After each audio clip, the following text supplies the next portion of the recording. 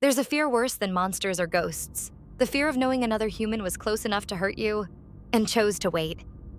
These are two true stories from people who woke up at the exact moment that saved them. Story 1. The Note. My name is Natasha. I'm 23, and this started about 3 months ago, right after I broke up with my ex. I just moved into my first solo apartment in Columbus, Ohio. A small one-bedroom on the second floor of a mid-sized complex. Nothing special. It was mine. I work remotely, so I'm home a lot. That's part of why I wanted my own place.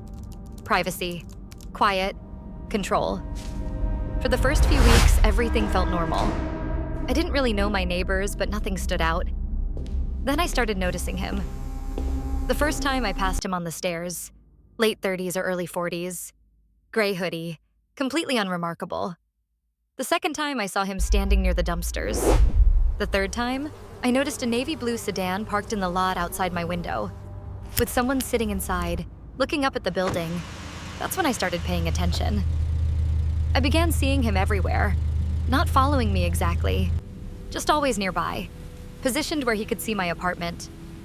I told myself I was paranoid, until I saw him at Chipotle, 15 minutes from my apartment, not near anything else. He was sitting across the restaurant, eating, glancing up at me over and over. When I left, he started gathering his things. I went home, locked the door, and watched the parking lot from the dark. The next morning, the sedan was there again. I called the police. They found nothing. A week later, I found a note under my door. You should really close your blinds at night. I moved out 2 weeks later.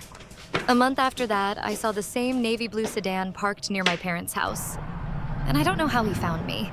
Title: The Man on My Roof Didn't Leave. I used to think the worst pain I'd ever experienced was physical. I was wrong.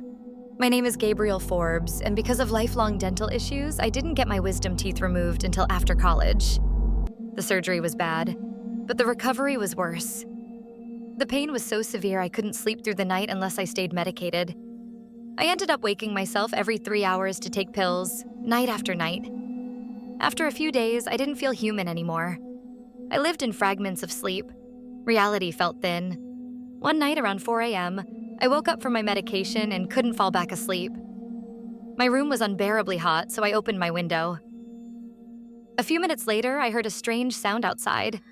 Slow scratching, like claws dragging across a surface. At first, I assumed it was an animal. We live near woods, but the sound wasn't random.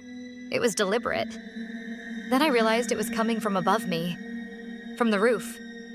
I grabbed a heavy-duty flashlight from the garage and went outside. I scanned the roof near my window. Nothing. As I circled the house, something shifted in the corner of my flashlight beam. I swung the light toward it. There was a naked man standing on my roof. I screamed. The second I did, he moved, faster than I thought was possible. Barefoot, sprinting across loose shingles, heading toward my bedroom. I ran, yelling for my dad. I reached the back of the house just in time to see the man crouch at the edge of the roof. Then he jumped. He hit the concrete hard, stood up instantly, and charged me. He tackled me to the ground and went straight for my face, clawing at my eyes. I was screaming, kicking, bleeding, convinced I was about to die, when the back door burst open. My dad dragged him off me. The man broke free, vaulted our fence, and vanished into the woods. I spent that night in the hospital. The police found nothing. Later, my dad discovered scratch marks on the roof. The man had been trying to dig into our attic. Months passed. Then while my parents were out of town, my girlfriend stayed over. Around midnight, we heard trash cans being dragged in the driveway.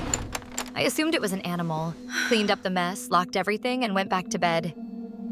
That's when I heard tapping. Soft, repetitive, metal on glass. I looked out the window next to my bed. A man was standing at our front door with his back to me, tapping on the glass. When I ducked and looked again, his face was inches from the window. Shriveled, sunken, wrong. I screamed. The police came. They found nothing. But lately I've been waking up to noises outside my window again. And I don't think the man on my roof ever really left.